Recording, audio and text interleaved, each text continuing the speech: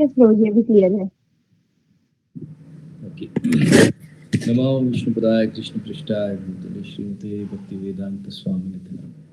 नमस्ते सारस्वते देवे गौरवाणी प्रचारिणे निर्विशेष शून्यवादी पाश्चात्य देशतारिणे। जय श्री कृष्ण चैतन्य प्रभु नित्यानंद श्री अद्वैत गदाधर श्रीवासदि गौर भक्तवृंद। हरे कृष्ण कृष्ण कृष्ण हरे हरे, हरे राम। एक ही मिनट।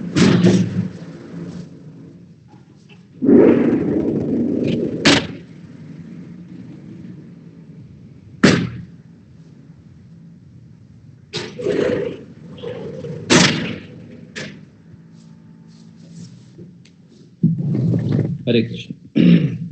तो आज हम बहुत इम्पोर्टेंट टॉपिक पर डिस्कस करेंगे। इसको गीता में स्वधर्म के नाम से जाना जाता है।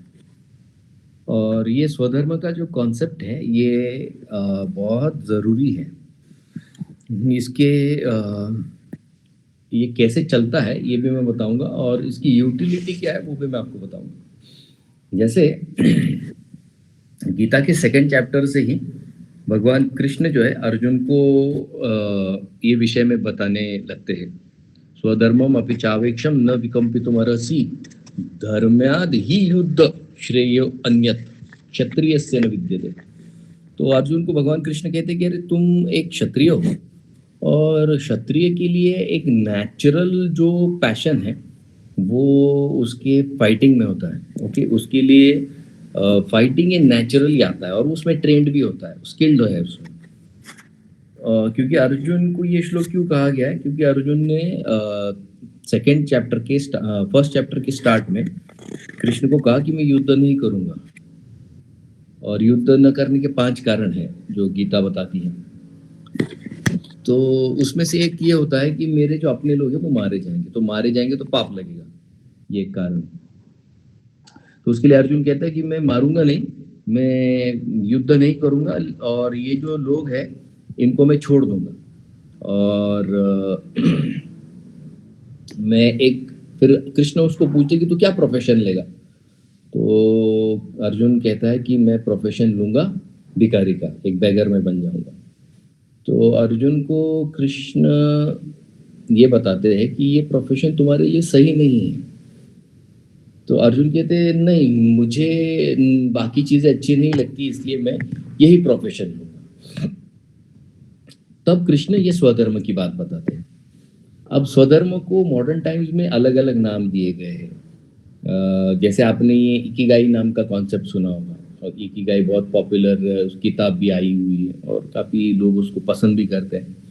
ये इकिगाई और कुछ नहीं है, ये इकिगाई है आपका स्वधर्म जो कॉन्सेप्ट है वो एज इट इज़ उन्होंने अपने टर्म्स में मेंशन किया हुआ है। गलत नहीं है, बहुत अच्छा कॉन्सेप्ट है, but it is same as what Krishna is speaking in chapter number 2।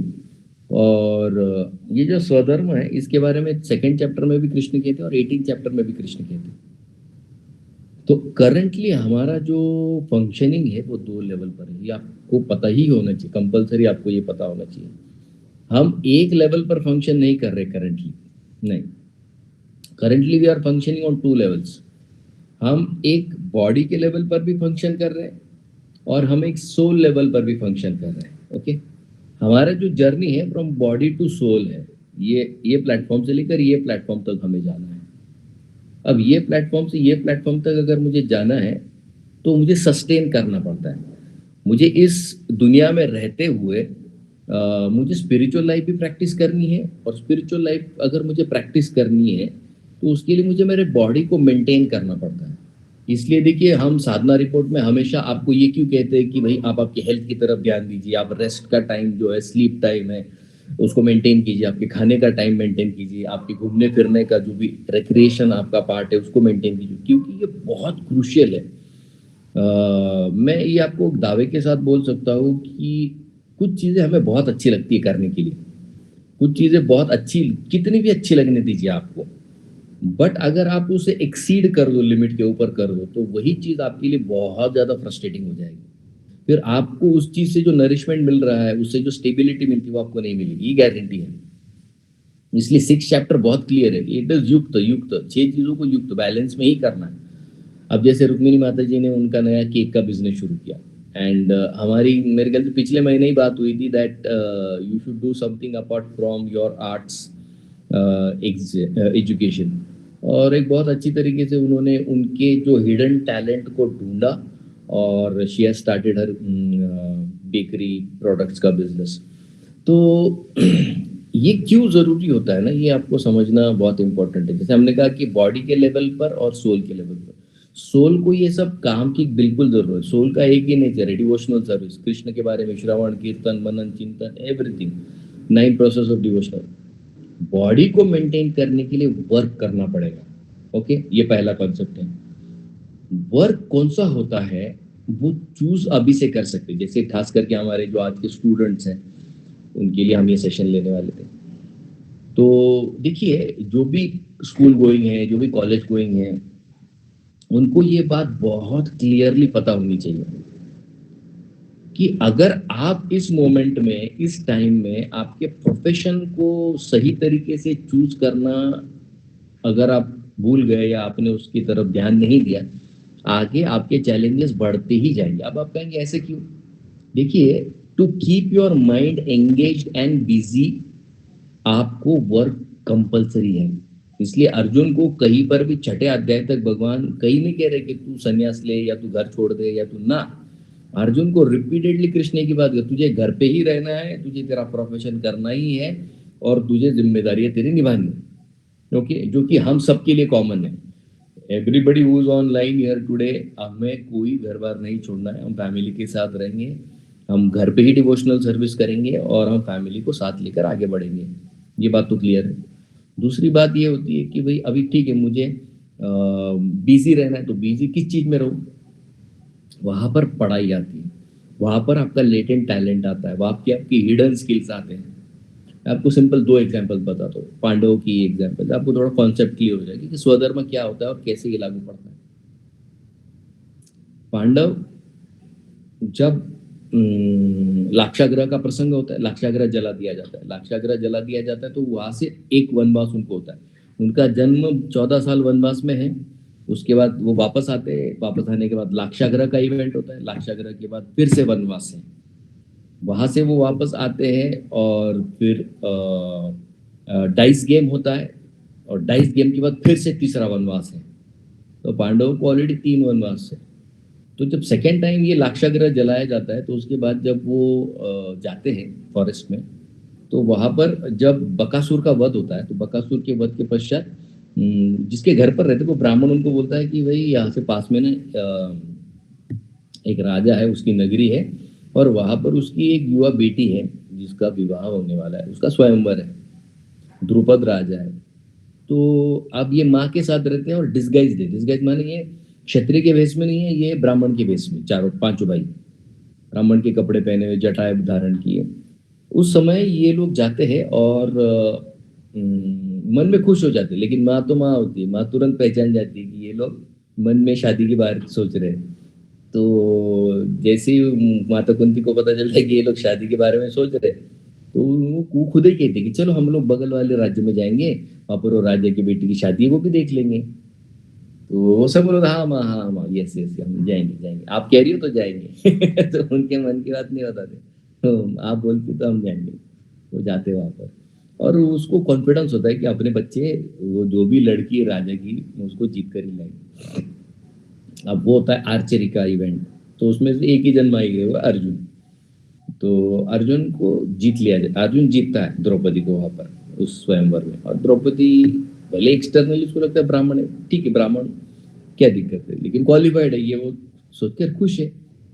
अब होता क्या है कि ये पांचों भाई उसको लेकर आ रहे हैं वापस, निकलने वाले। तो निकलने से पहले ध्रुपद राजा को डाउट आता है कि ये लोग एक्सटर्नली कपड़े तो इन्होंने ब्राह्मण के पहने हैं, लेकिन ये दिखते नहीं है ब्राह्मण, कुछ तो अलग है। उस समय ध्रुपद राजा क्या करता है, एक बगल वाला बड़ा सा उसका महल, बड़ा कमरा होता है, उसमें डिस्प्ले करता है कि भाई आप जाने से पहले क्या कीजिए ना, हमारा एक ऐसा शोरूम है, आप वहां पर देख लीजिए, अच्छी अच्छी चीजें रखी है हमने। तो वो लोग जाते हैं, तो वहां पर बुक्स होते, अलग अलग टाइप के बुक्स होते बहुत, अलग अलग सब्जेक्ट्स पर बुक्स का एक सेक्शन। दूसरा सेक्शन है, वहां पर सब अस्त्र शस्त्र वेपन्स, एकदम टेक्नोलॉजिकल वेपन्स वहां पर रखे। तीसरा है वहां पर पैसे कमाना या पैसे से जुड़ी सारी चीजें रखी। वहां पर औजार है, औजार माने नॉट वेपन्स, औजार मीन्स इंस्ट्रूमेंट्स। ऐसे चार सेक्शन। तो ये लोग रूम में एंट्री करते हैं, और रूम में जब एंट्री करते हैं तो वो स्कैन करते हैं पहले रूम को कि इस रूम में क्या रखा है।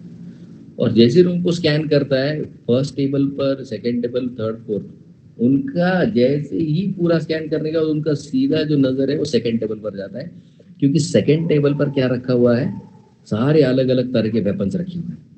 और ये बचपन से क्षत्रिय स्पिरिट में ट्रेन होने के कारण उनका जो पैशन है वो वहां पर उनको क्लिक हो जाता है, और वो इतने इन्वॉल्व हो जाते हैं, अलग अलग वेपन को हाथ में लेते हैं। कोई यहाँ पर रखता है, कोई लगा कर देखता है, कोई उसको घुमा कर देखता है। तो उनकी जो एक्सपर्टीज देखकर ध्रुपद तुरंत समझ जाते हैं कि ये क्षत्रिय ही है, ये ब्राह्मण हो ही नहीं सकते, क्योंकि ब्राह्मण होता था पहले कहाँ हाथ लगाता ये ब्राह्मण होता तो ये पहले किताब को हाथ लगाता, वैश्य होता तो पैसे को लगाता, शूद्र होता तो औजारों को लगाता। तो ये मुद्दा हम क्यों कह रहे हैं आपको, क्योंकि हम सब में एक नेचुरल इंक्लिनेशन है। When you are in your student phase, आपको आपके ये इंक्लिनेशन को फोरफ्रंट में लाने का काम बहुत प्रोमिनेंटली करना पड़ता है।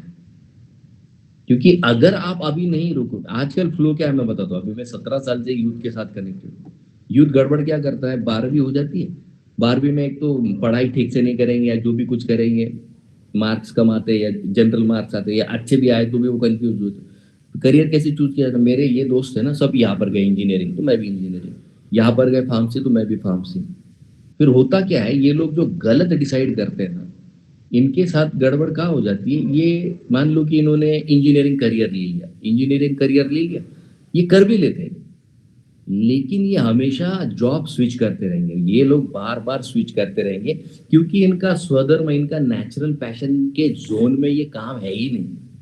ये लोग जॉब सेटिस्फैक्शन कभी नहीं पाते। ये पैसा कमा लेंगे लेकिन ये सेटिस्फाइड कभी, गारंटी है, क्योंकि नेचुरल इंक्लिनेशन को साथ लेंगे। फिर होता क्या है, ये 15-20 साल ये वही जॉब घिसी पिटी करके एक दिन बीमार हो जाते हैं, फिर कुछ अलग ट्राई करते हैं, फिर यहाँ से उनको समझता है कि भाई ये मेरे लिए था ही नहीं, और फिर वहां से नया पूरा शुरू करते हैं ये लोग। सो बेटर क्या है, आज जब आप 9, 10, 11, 12, ये 4 साल में जब आप हो, अगर आप अभी ही आपके स्टडीज पर, आपके नेचुरल पैशन पर, आपके नेचुरल टैलेंट को ढूंढने में उसको समय लगता है। आप ये नहीं कह सकते मुझे मिल गया बहुत अच्छी बात है, लेकिन आपको वेरीफाई करना पड़ता है। क्योंकि आजकल बच्चों को लगता है मेरा नेचुरल जो टैलेंट है वो पबजी खेलने में, जो कि नेटफ्लिक्स में वो आपका नेचुरल टैलेंट नहीं है, वो अलग टैलेंट है, वो हमारे लिए जरूरी नहीं है। मोबाइल का टैलेंट कोई काम का नहीं आने वाला है बाहर। और unfortunately majority of the youth is trapped in mobile. मैं एक इंजीनियरिंग कॉलेज में गया था, तो वहाँ के प्रोफेसर बहुत ज़्यादा कंसर्न थे। तो उन्होंने कहा प्रभु जी हमारे कॉलेज का रिजल्ट इस साल आया है फर्स्ट ईयर का। मैंने कहा बहुत अच्छा, क्या रिजल्ट है। बोले 7% आया है। आप समझते हैं इंजीनियरिंग का 7% रिजल्ट मतलब सिर्फ 100 में से सिर्फ 7 बच्चे ऑल क्लियर है, बाकी सबको 1 या 2 सब्जेक्ट बैकलॉग है। कोई कोई तो ईयर डाउन माने 5 के 5 या 10 के 10 सब्जेक्ट उनके समाप्त हो गए। ये क्यों होता है, बिकॉज आपका नेचुरल पैशन इंजीनियरिंग नहीं है, बिकॉज आपका नेचुरल पैशन मेडिकल नहीं है, या आपका नेचुरल पैशन वो नहीं है जो आप समझ रहे थे। नेचुरल पैशन को ढूंढना पड़ता है, ढूंढने के बाद उसको कल्टीवेट करना पड़ता है। फिर आप कहेंगे नेचुरल पैशन ठीक है चलो मिल भी जाए, लेकिन इसका फायदा क्या होता है। मैं आपको रियल लाइफ एग्जांपल बताता हूँ। आपने संजीव कपूर का नाम सुना है? संजीव कपूर ये इंडिया का बहुत जाना माना शेफ है।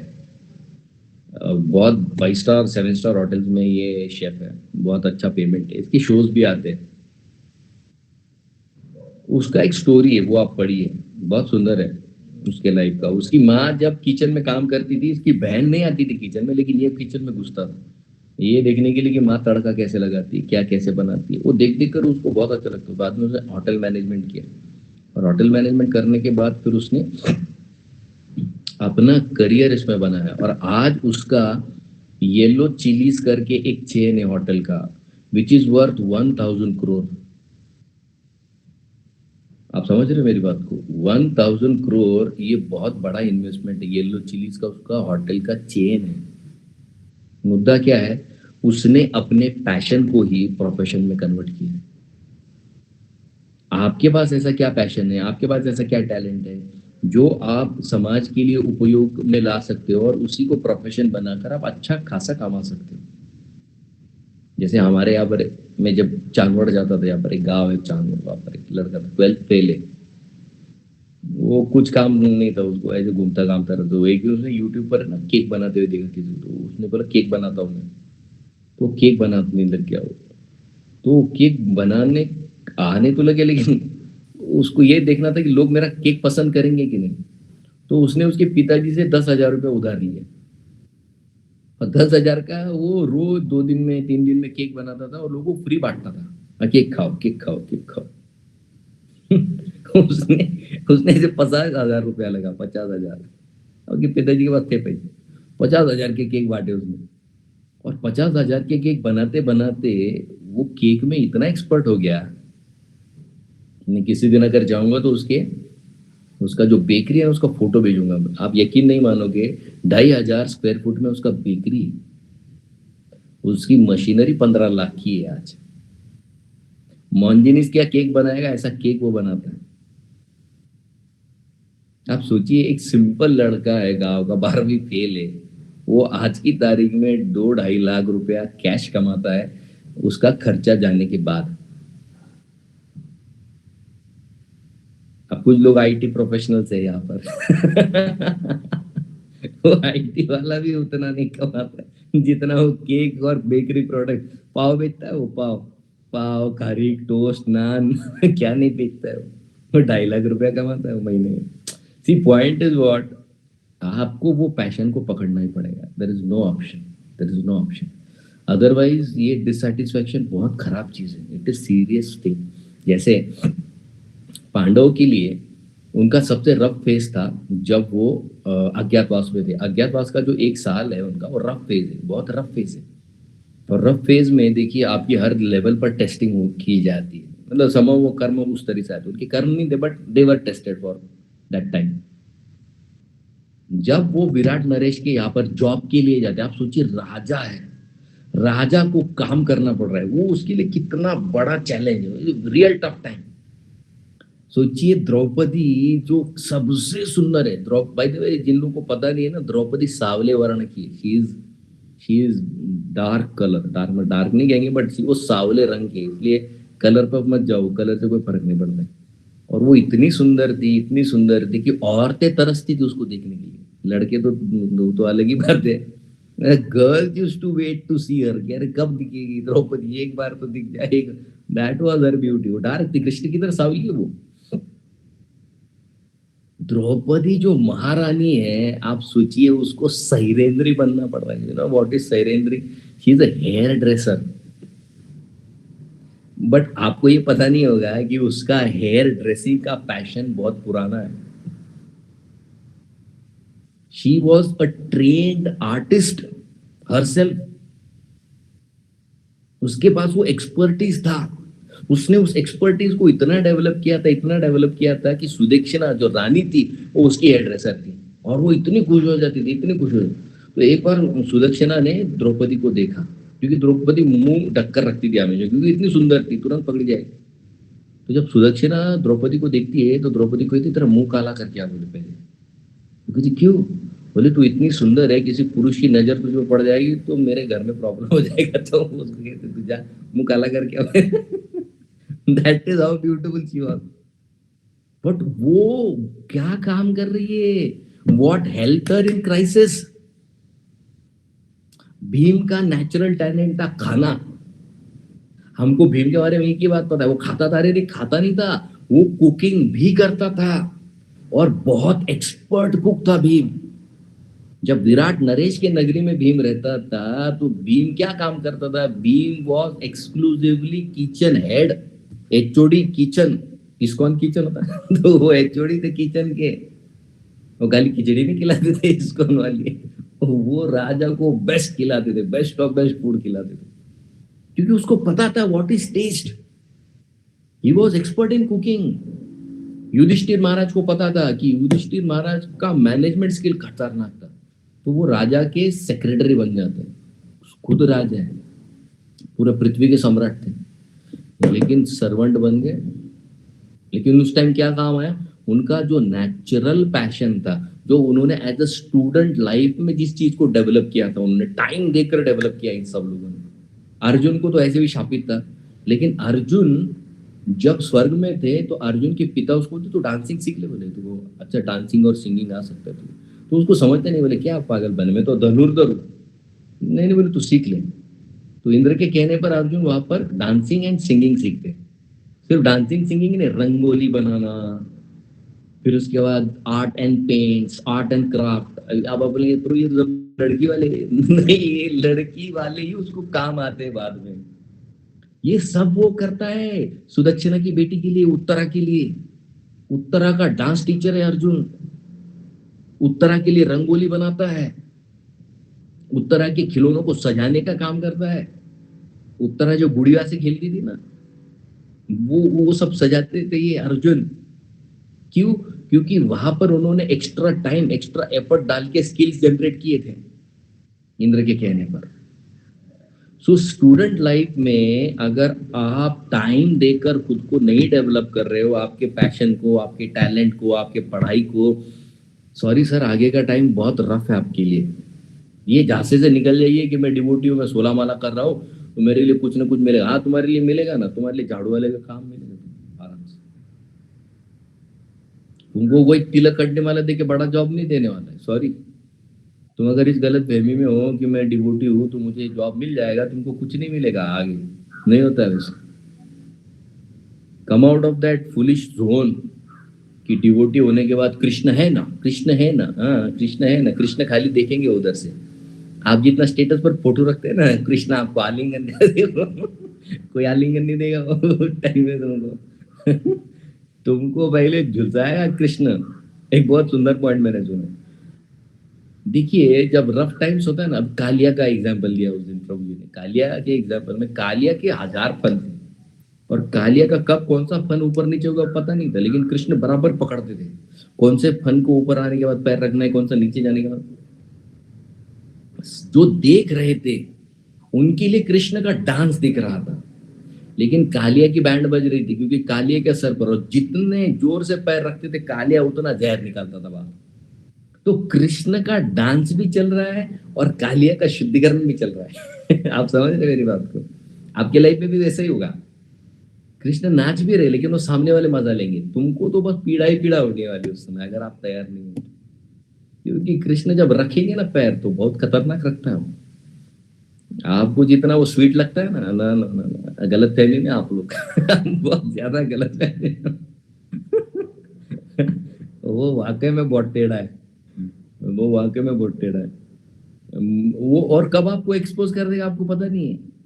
हमारे इधर एक माता जी बहुत परेशान करती, कभी भी फोन करती, कभी मिलने आ जाती, तो मैंने उसका नाम है ना मोबाइल में माया करके सेव किया, माया करके सेव किया तो वो उस दिन आई ऐसे बीच में मिल गए, बोले प्रभु जी बात करनी है। बोला अब नहीं माता जी, अब टाइम नहीं, बहुत बिजी हूँ। नहीं बोले प्रभु जी 5 मिनट बाद।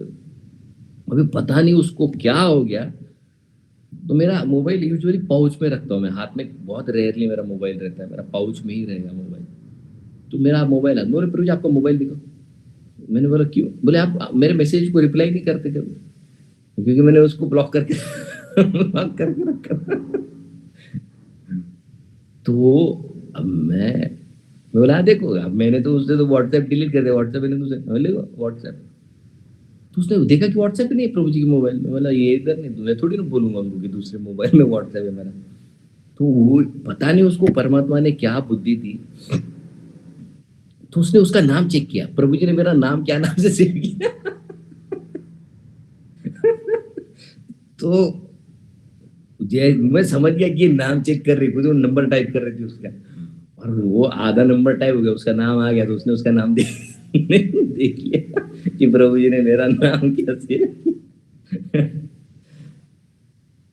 तो आप जो कृष्ण को समझ रहे हो वो उतना आसान नहीं है, वो उतना टेढ़ा है, वो एक्सपोज कर देगा आपको। वो बहुत बुरा एक्सपोज करता है। उसकी आदत है, मजे लेता है वो हम सबकी।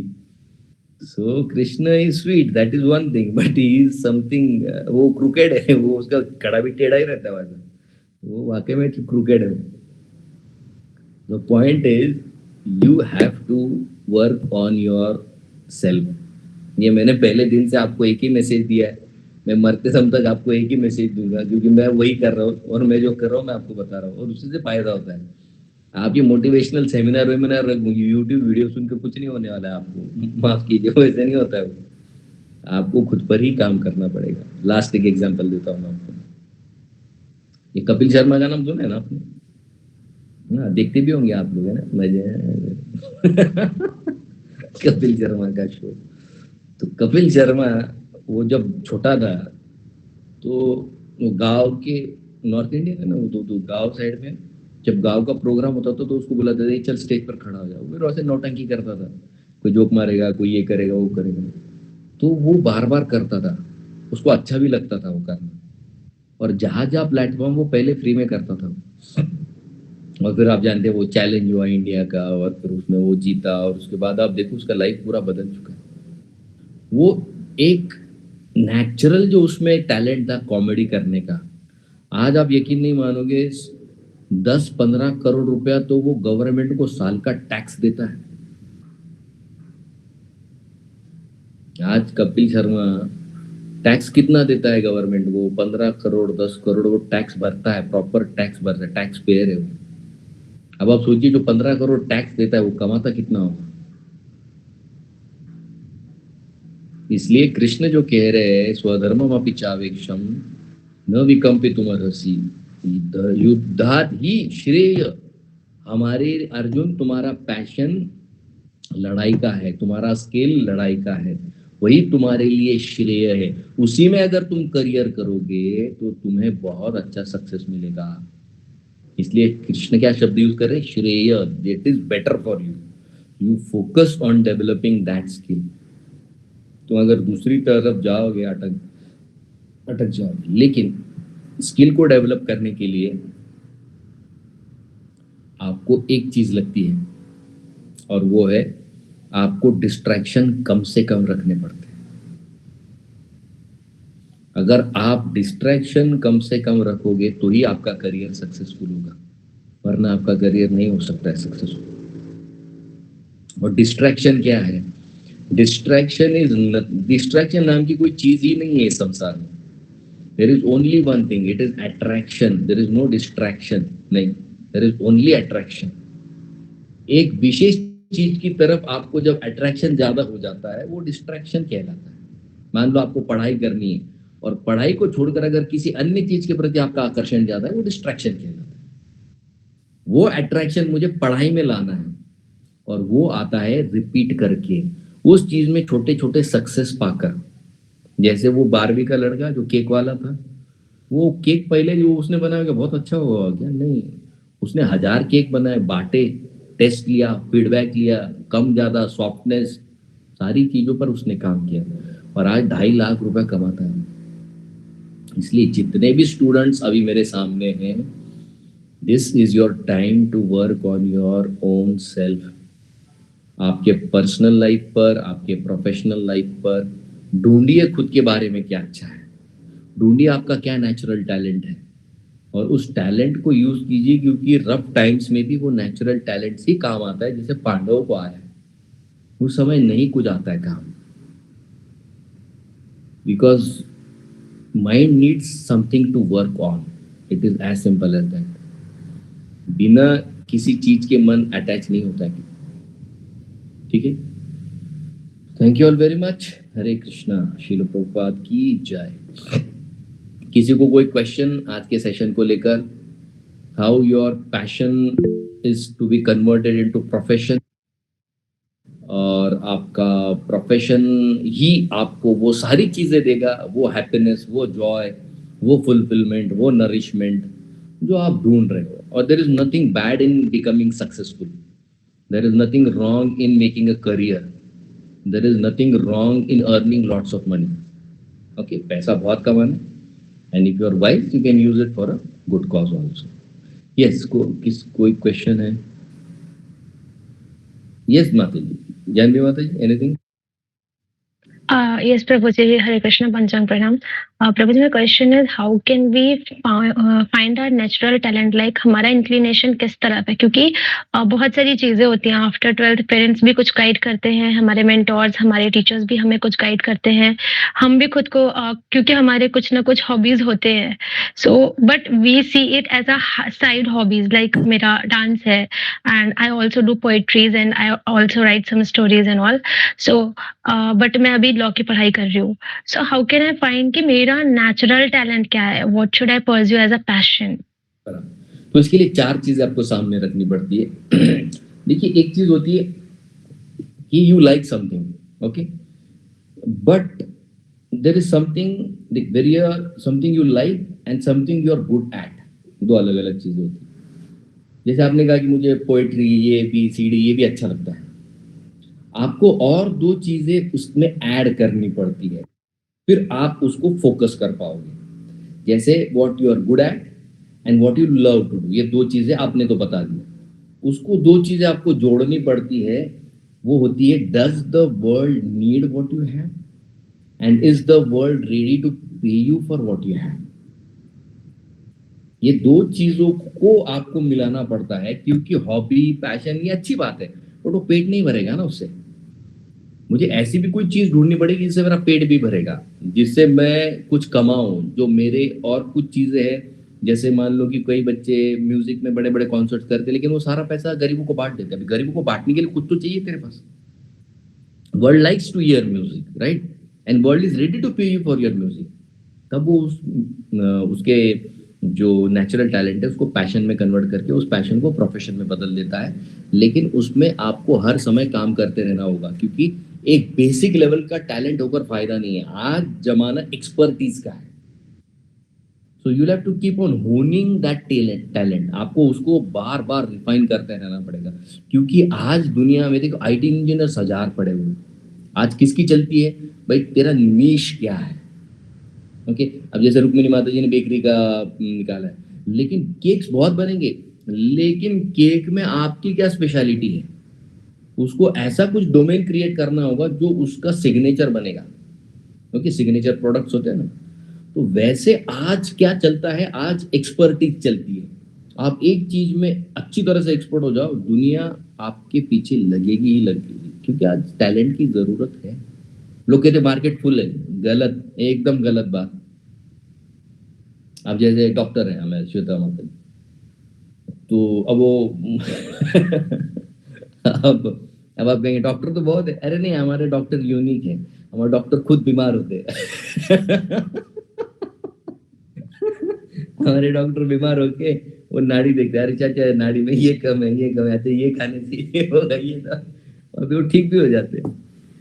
तो आज एक्सपर्ट्स की जरूरत ज्यादा है, और अगर आप उसको एक प्रॉपर सिस्टम में बना पाओ, अगर उसको एक प्रॉपर सिस्टम में कन्वर्ट पाओ। जैसे आप देखिए यूट्यूब में बीच बीच में जो एड्स आते हैं ना, वो कोर्सेज क्या आ रहे हैं, क्यों? क्योंकि इन्होंने अपने एक्सपीरियंस को एक कोर्स में बदल दिया है, और उस कोर्स को वो बेच बेच कर पैसा कमा रहे हैं आज, और लाखों में कमा रहे हैं, लाखों में। So these 2 things will have to add what you, देखो आप गुड जिसमें हो, आप जिस चीज को पसंद करते हो, लेकिन साथ ही साथ what the world needs and is the world ready to pay. ये 2 चीजें अगर आप ऐड कर दो, then you can excel anywhere and earn lot of money, and जो आपको चाहिए वो सारी चीजें आपको लाइफ में मिल सकती है। Okay, Thank you, Prabhuji. And there's one more question. Like, if I am pursuing law right now, मैं एक law student हूँ. So, अगर मैं इसी फील्ड में अपने आप को मास्टर करती हूँ, so like ये मेरा पैशन बन सकता है, because naturally what I have is this only, my communication skills as well as my analysis skills. So, this can be my natural talent अगर मैं इसमें मास्टर्स करती हूँ तो? yes, बिल्कुल हो सकता है। सिर्फ आपको ग्रेजुअली उसमें एक डोमेन को चूज करना है। जैसे कंपनी लॉ है, कंपनी लॉ का बहुत ज्यादा है, पेटेंट लॉ को आजकल बहुत है, इंटेलेक्चुअल प्रॉपर्टी राइट्स बहुत चलते हैं आजकल। अगर आप इसमें मास्टर बन जाओ, world is waiting for you. Thank you, Prabhuji. Thank you so much. Hare Krishna, Panchang Yeah. Pranam. Yes, Janvi from Malegaon. हरे कृष्णा प्रभुजी, पंचांग प्रणाम. Yes, तो कॅमेरा चालू करा ना. अरे वा. बोला. प्रभुजी, माझा क्वेश्चन होता की आता एक्झाम्स येत आहेत उद्यापासून, तर स्टडी मध्ये हवं तेवढं कॉन्सन्ट्रेशन नाही होते, म्हणजे डिस्ट्रॅक्ट खूप होतं स्टडी करताना. कसं ओव्हरकम करायचं? What is distraction? Distraction is attraction to something else apart from studies. मग आज मला स्टडी करायची पण माझं स्टडीत नाही अट्रॅक्शन आहे का? त्याचं कारण मी तुला सांगतो. ते मी स्टार्टिंगला सांगितलं, रिपीट करतो. आता कसं आहे, स्टुडंट लाईफ मध्ये सारखं सारखं अभ्यास करत राहावा लागतो. कुठेतरी पिअर प्रेशर असतो, कुठेतरी सोशल प्रेशर असतो, कुठेतरी पेरेंट्सचा एक प्रेशर असतो की नाही, you have to perform, you have to excel, तुमचे चांगले ग्रेड्स यायलाच पाहिजे. तर तो एक प्रेशर असतो. आणि जिथे जिथे प्रेशर आहे तिथे तिथे एक माइंड काय करतं ना, शिकण्याच्या ऐवजी रिझल्ट ओरिएंटेशनवर जास्त काम करतं. ओके, की चांगले मार्क्स मिळतील का, मला चांगला ग्रेड मिळेल का. सो देर आर टू थिंग्स. एक तर खूप जास्त होतंय, पहिली ती एक गोष्ट आहे. आणि दुसरं की त्या प्रेशरमुळे मनाला वाटतं की नाही झालं तर काय. मग त्यावेळेला मन काय करतं की अशा गोष्टी शोधतं जिथे रिलॅक्स फील होत आहे. Okay, what you are saying is as distraction is not distraction. मनाला तो टाइम, रिलॅक्स टाइम पाहिजे की यार let me feel comfortable. Is too much.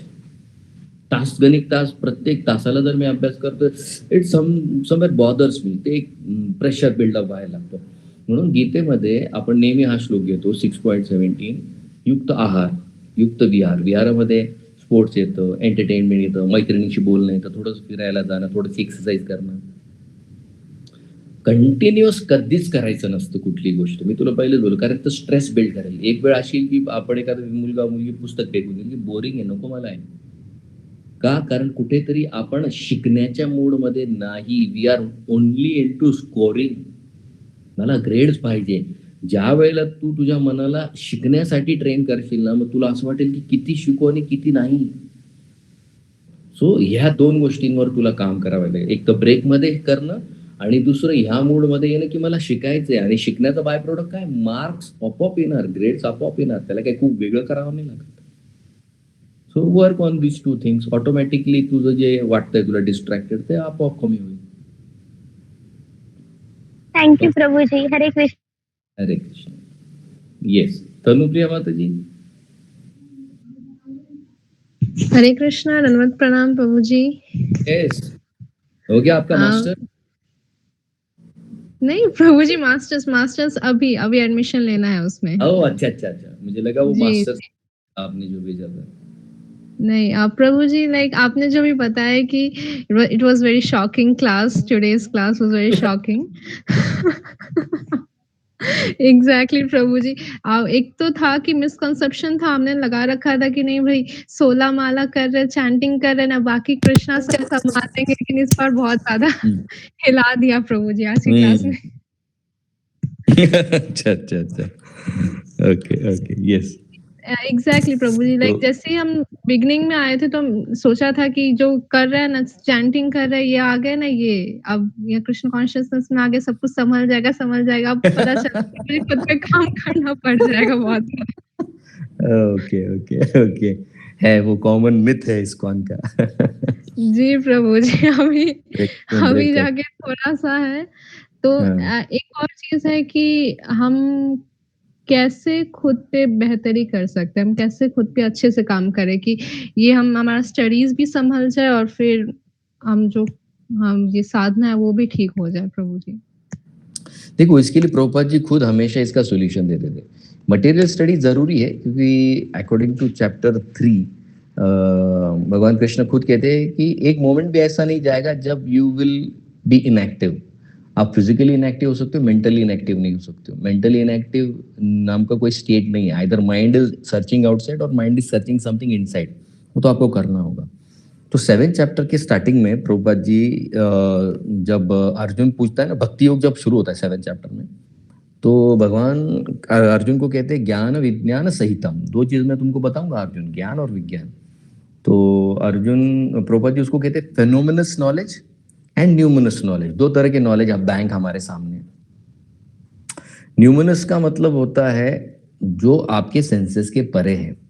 Phenomenal माने वो जो आपको दिखता है, समझता है। और ये दोनों के दोनों ज्ञान भगवान कृष्ण से ही आते हैं। He is the originator of both the knowledge.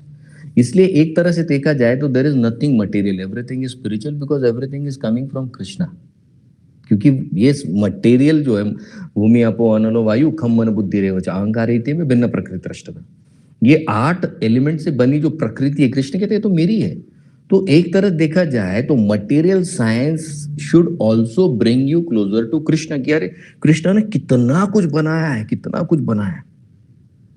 So that should give you a wow factor कि वाव, मैं कृष्ण ने जो नॉलेज दिया है मैटर का उसको मैं एक्सप्लोर। जैसे अदिति, अभी अदिति फार्मेसी में, फर्स्ट ईयर फार्मेसी में वो। So when she will study pharmacy she has to feel कि वाह यार ये ड्रग यहाँ जाकर अटैच हो जाता है, ये वहां से अटैच हो जाता है, और ये केमिकल एक कंपाउंड तैयार होता है जो बॉडी की इस ऑर्गन को इस तरह से हैंडल करता है। सो ये इतना जो कॉम्प्लेक्स कृष्ण ने बनाया है, why it is for my enjoyment. तो जब आप उस तरीके से उस नॉलेज को ग्रहण करते हो कि वाह कृष्ण ने ये बनाया, let me peep into it, let me see into it, कि कृष्ण ने एक जीव को खुश करने के लिए कितना बड़ा नॉलेज बैंक बना कर रखा है, then you will feel that I should explore more।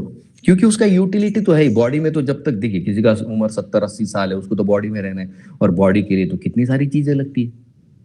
और आपका अगर एक पर्सनल डोमेन है जहां पर आप एक्सपर्टीज को अगर ले रहे हो तो वो डिवोटीज की कितनी हेल्प कर सकता है। आप सोचिए आज हमारे कुछ एडवोकेट्स हैं और वो डिवोटीज की इतनी हेल्प करते हैं, क्योंकि डिवोटी कई बार वो त्रिनादपि सुनिचैन के चक्कर में वो गधा बन जाता है। उसको लगता है किधर भी त्रिनादपि सुनिचैन करना है, तो किधर भी झुक जाता है, तो वो मार खा के आता है, बाहर से लुट जाता है, पिट जाता है। तो आप कोई डिवोटी लॉयर्स है जो उनको वहां पर हैंड होल्डिंग करते कि नहीं भाई इसको इस तरह से नहीं हैंडल किया जाता, you have to be professionally astute. तो वहां पर वो उनके उस टैलेंट को लाते हैं ना, उसने कई हार्डवर्क करके वो नॉलेज गेन किया है, तब जाकर उसका यूटिलिटी हो रहा है, तब डिवोटीज की सेवा हो रही है ना। बड़े बड़े डिवोटीज की आज इस्कॉन का खुद का एक लॉ कमिटी है जहां पर टॉप नॉच डिवोटी लॉयर्स एक साथ आकर जो भी केस होता है इस्कॉन का उस पर काम करते हैं। So your learning material knowledge is also used in service to Krishna. It is not separate from service to Krishna. So आप जिस किसी फील्ड में हो आपको एक्सपर्ट बनना ही है, यही कृष्ण की सेवा है, क्योंकि वो नॉलेज यहाँ पर रहते हुए काम आता ही है। So these are not two separate things, these are one. Both of them are one, both are spiritual. Utility एक लिमिटेड टाइम के लिए, एक यूटिलिटी इटर्नल टाइम के लिए, सिर्फ टाइम फ्रेम में डिफरेंस होगा, otherwise both knowledge are required.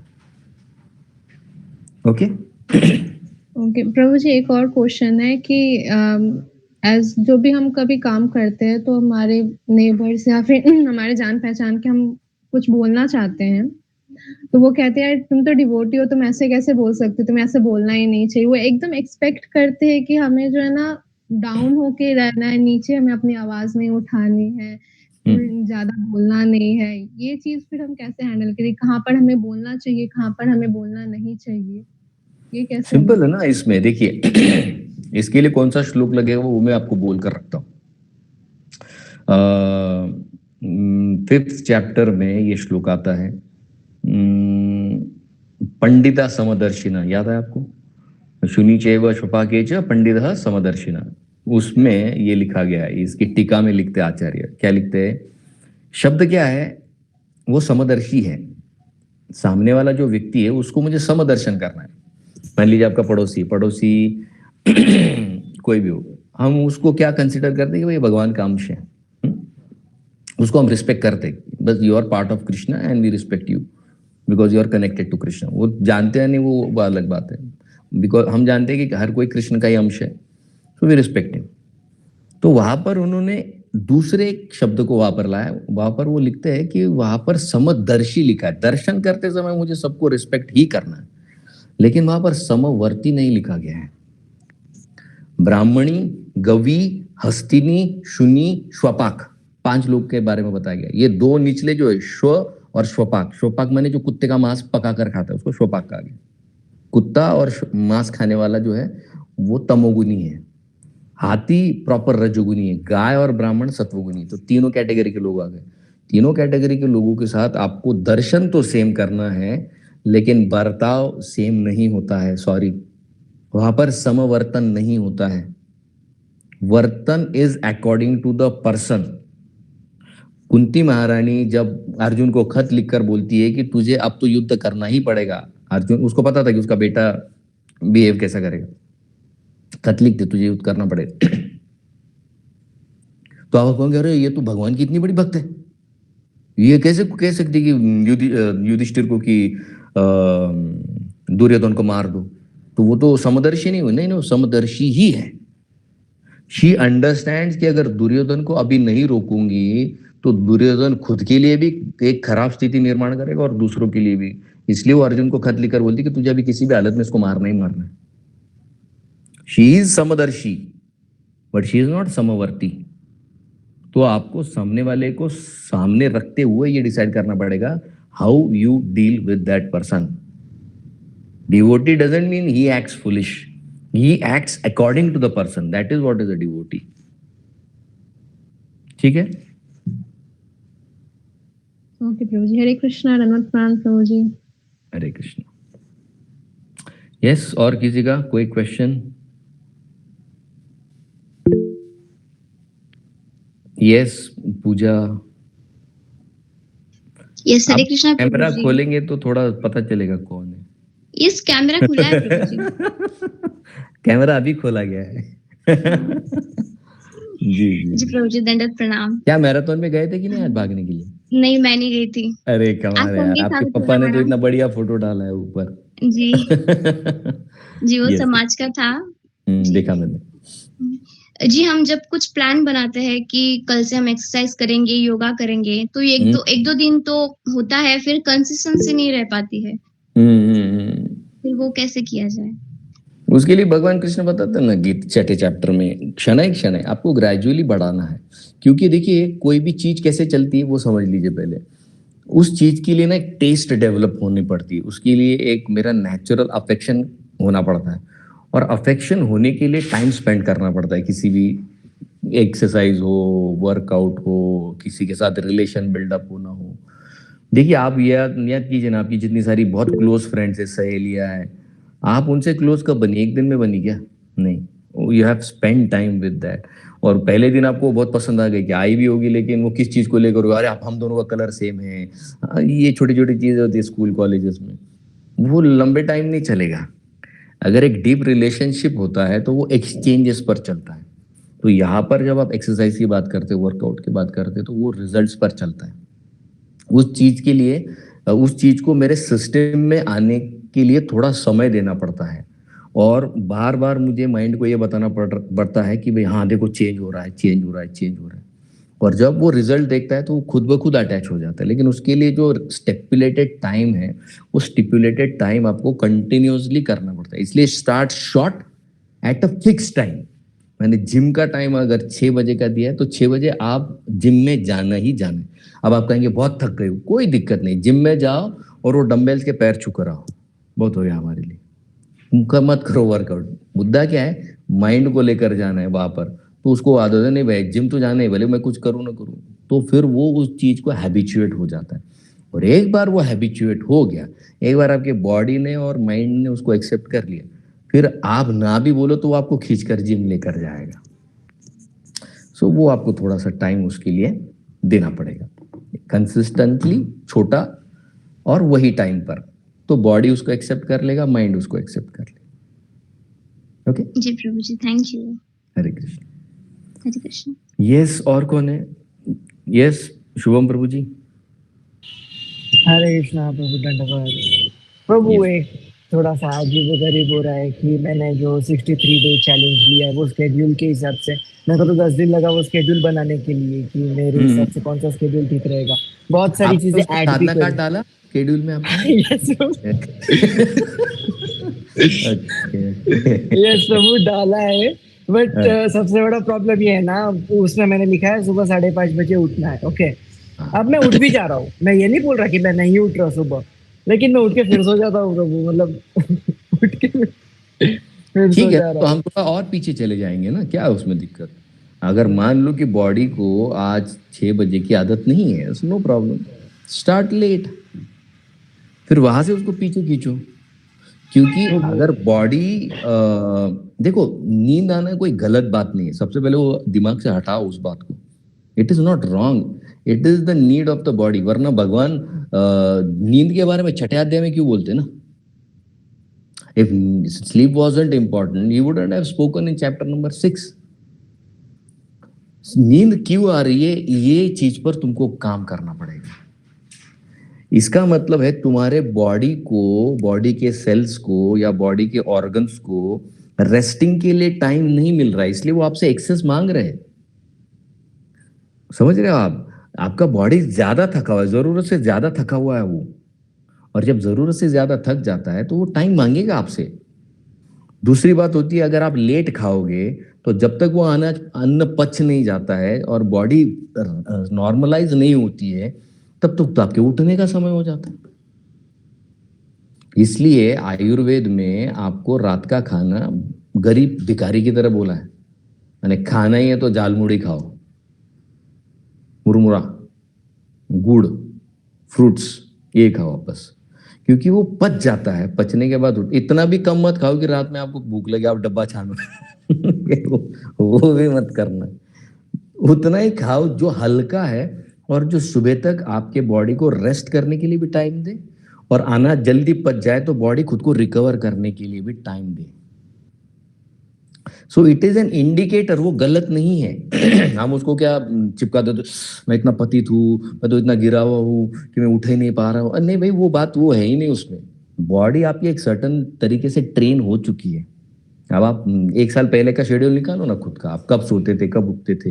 अब इतने 25-24 साल का अगर ट्रेनिंग बॉडी और माइंड को है, it is not going to shift in one day. वो नहीं होता है वैसे, you will need some time. So थोड़ा पीछे चले जाओ, क्या प्रॉब्लम क्या है उसमें?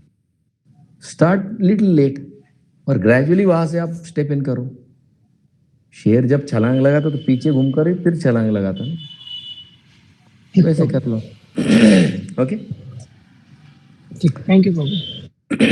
यस कादंबरी, हरे कृष्ण। हरे कृष्ण प्रभूजी. बाप रे, आज पहिला प्रश्न. मम्मी कुठे गेली? मम्मी कुठे गेली? माहित नाही. हा तिकडे. मी पाहिलं, मग तुझ्या मागेच बसली होती ती. तिकडे गेली मम्मी. Okay okay, yes. काय प्रश्न होता? मला क्लासमध्ये सुद्धा झोप लागते टीचर.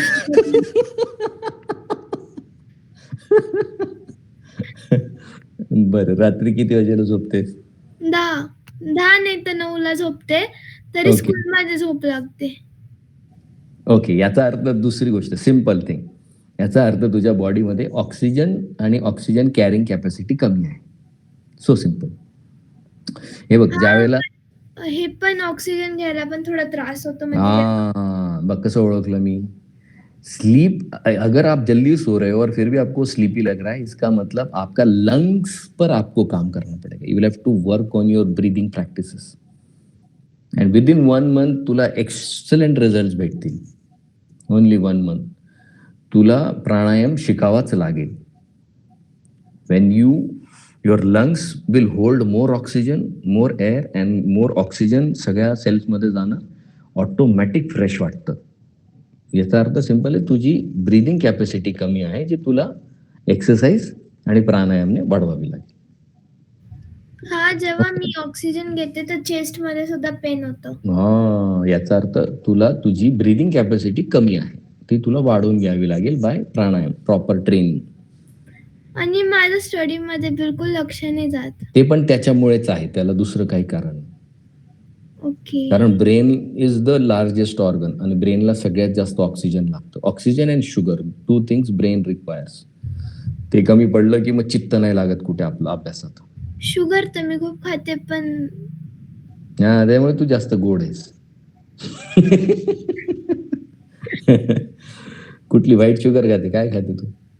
मी का केक वगैरे खाते. अरे अरे अरे, नाही म्हणून तुला झोप जास्त येते बाळा. हे बघ, शुगरची आयसिंगची जी शुगर आहे दॅट इज फ्रुक्टोस.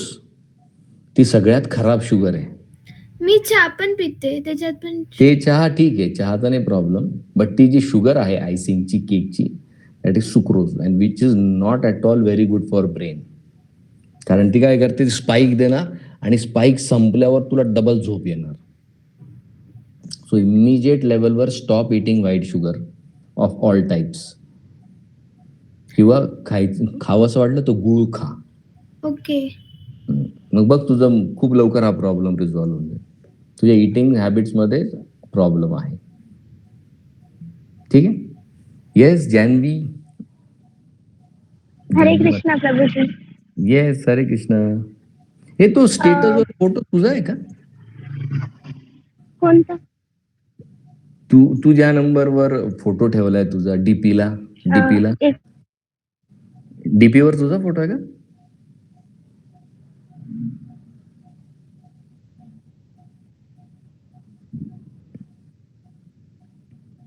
यस. तब तक और किसी को कोई क्वेश्चन? यहाँ पर पता नहीं, दिखता ही नहीं हाथ ऊपर नीचे किसका. यस प्रभूजी. ओह अच्छा, वाटत नाही तू आहे. येस, काय क्वेश्चन?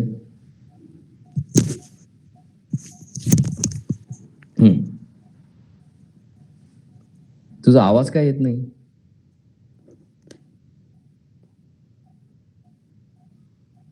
हरे कृष्ण प्रभूजी. आता आला.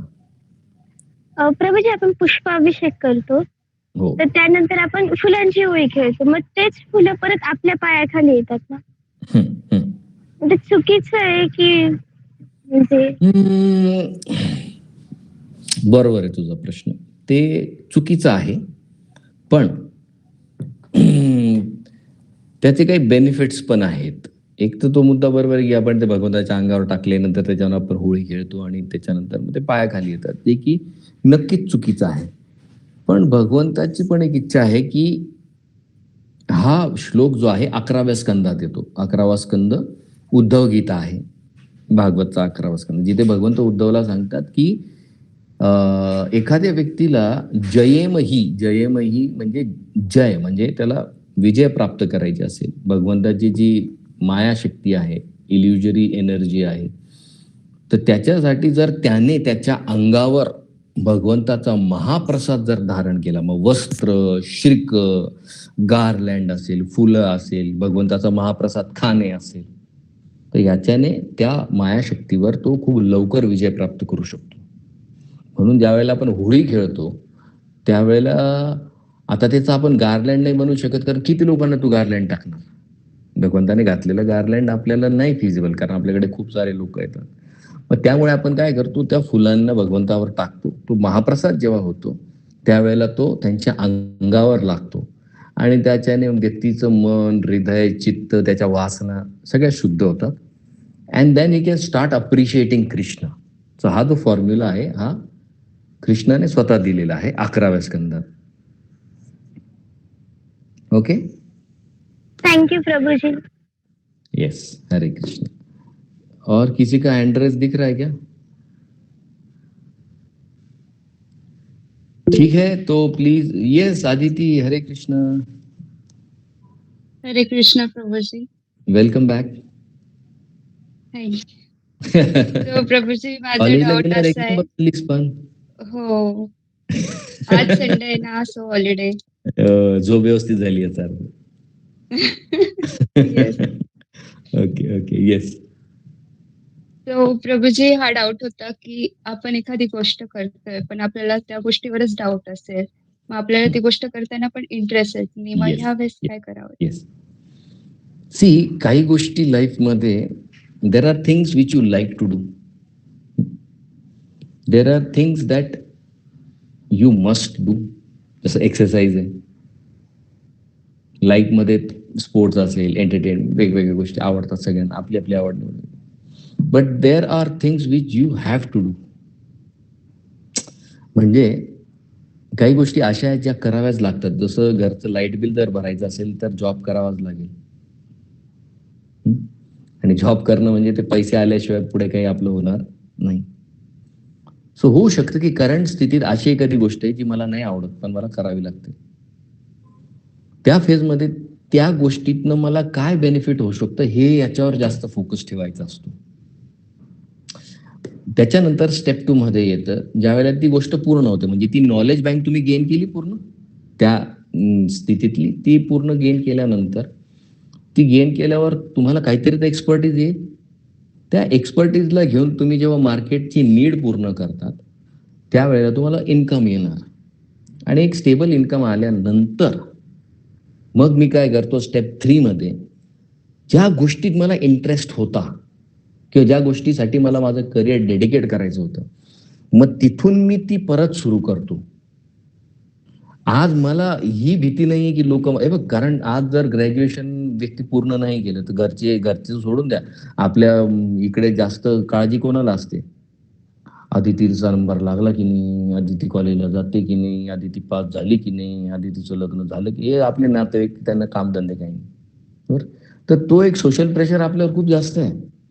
पण ज्या वेळेला तू एखादं करिअर सेट करते, जॉबला लागतेस, हा सोशल प्रेशर इमिडिएट गायब होतो. तुला वाटतं की चलो मी काहीतरी अचीव्ह केलं, तो अचिव्हमेंटचा सेन्स असतो. पण जसं मी पहिले सांगितलं, तो अचिव्हमेंटचा सेन्स जास्त वेळ चालत नाही, कारण तिथे पॅशन आहे.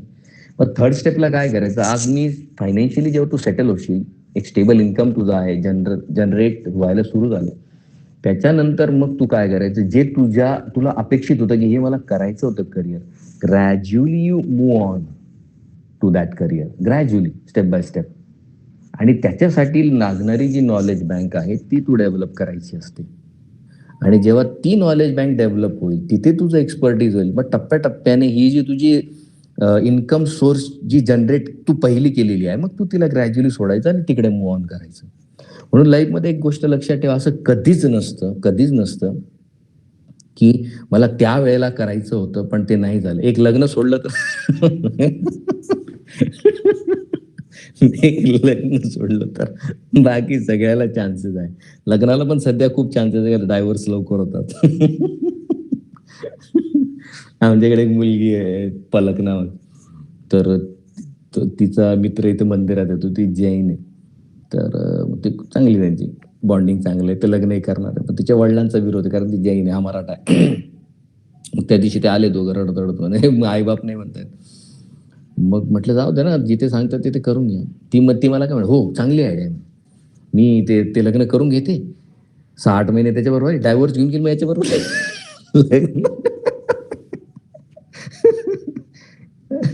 जर सांगायचं होतं आहे की आज सगळीकडे ऑप्शन्स आहे, there is no place where you can say की बाबा माझ्या मनासारखं नाही झालं. त्याला you will have to give some time. Nature will play with you because you have some certain karmas to burn out. पण एकदा तू ऑलरेडी डिवोशनल सर्व्हिसमध्ये आहे, तू ऑलरेडी नामजप करते, तर भगवंत तुझ्यासाठी ती सगळी प्लॅनिंग करतात. They will work for you. So तिथे काही आपल्याला होप लूज करायची गरज नाही की आज मला माझ्या मनासारखं नाही मिळालं. आज तू ज्या कॉलेजचं ड्रीम बघशील, उद्या तुला व्हिजिटिंग फॅकल्टी म्हणून बोलवतील तिथे. सो बट ते तुझ्या हातात आहे आज की इफ यू वर्क टुडे, जर तू तुझी नॉलेज बँक आज डेव्हलप केली, उद्या तुला IITs, IIM सगळीकडे बोलवतील की या आणि आमच्या मुलांना तुम्ही टॉक द्या, तुम्ही एक्सपर्ट आहात तुमच्या फील्डमध्ये. आणि आज फार्मसी इतकं प्रचंड मोठं आहे, you cannot imagine what pharmacy can do today.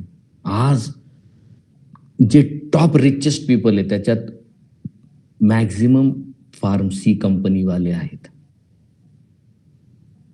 So you have no idea you are in what domain.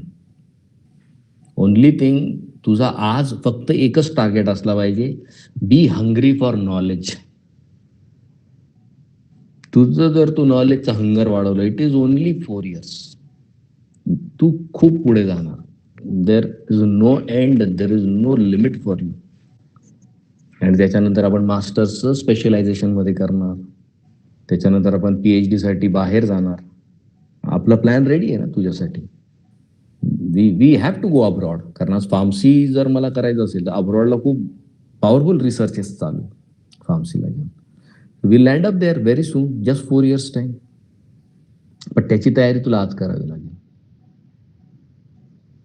Okay okay प्रभुजी, thank you so much. Hare Krishna. Yes Rupesh, प्रभुजी. येस प्रभू, हरे कृष्णा, दंडवत प्रणाम. बोला प्रभूजी. हरे कृष्ण. प्रभू, तुम्ही आता म्हटले की आपण चॅन्टिंग करतो, स्पिरिच्युअल प्रॅक्टिस करतो, तर कृष्ण आपली लाईफ ठरवतात केव्हा काय येणार आहे असं. बट समजा रॅन्डमली आपल्या लाईफमध्ये एक पर्सन येतो आणि तो खूप चांगला बॉन्डिंग आपली त्याच्यासोबत झाली आहे, तर फिगर आउट कसं करायचं की तो आपल्यासाठी चांगला आहे का वाईट आहे? त्याच्यासाठी तुला त्याच्या पर्सनल टाइम मध्ये तो काय करतो हे चेकआउट करावं लागेल. ज्यावेळेला तो सोशल लाईफ मध्ये असतो तो चांगलाच वागतो.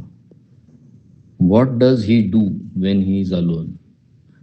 तो खरा तसा आहे, बाकी तो सगळा शो ऑफ करतो. ओके. Yes, anybody? अजून कोणाला काही प्रश्न? ठीक है. सो प्लीज आप सब लोग आपके साधना कार्ड भेजिए. एक वो सत्या प्रभु छोड़े तो बाकी लोगों का लेट आता है, शाम को आता है, किसका 2 दिन के बाद आता है, किसका 3 दिन के बाद आता है. तो प्लीज डोंट डू दैट. आपके और जो नए साल का जिन्होंने वाव लिया है वो लोग इस संडे से भले हाथ से लिख कर भेजे, बट लिख कर भेजे. और जो लोगों का तबीयत बार बार खराब होता है, HB कम हो जाता है, वो लोग अपने हेल्थ का ख्याल रखे. हम लोग आपके लिए प्रार्थना कर ही रहे, उसमें कोई दो राय नहीं है. बट HB बढ़ाने का काम आपका है और आपके परमात्मा की आपको हेल्प लगती है उसमें. लेकिन उसके लिए आपको समय पर खाना और सोना. See, because I have spoiled my health because of improper sleep. So I don't want the younger generation to make that mistakes which I have made. इसलिए आपका खाने का टाइम और सोने का टाइम ये अगर नहीं फिक्स है तो don't ask for good health.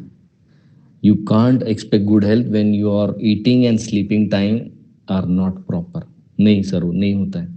आपके परमात्मा को आपको असिस्ट करना पड़ता है. आम वैश्वानरो भूत्वा प्राणिनाम देहम आश्रित प्राण अपान समायुक्तम पचाम्य अन्नम चतुर्विधम. 4 प्रकार के अन्न, पान और अपान वायु को मिलाकर जो भगवान करके देते हैं, उनको आपको असिस्ट करना पड़ता है. आपकी जो अग्नि है पेट में वो कृष्ण है.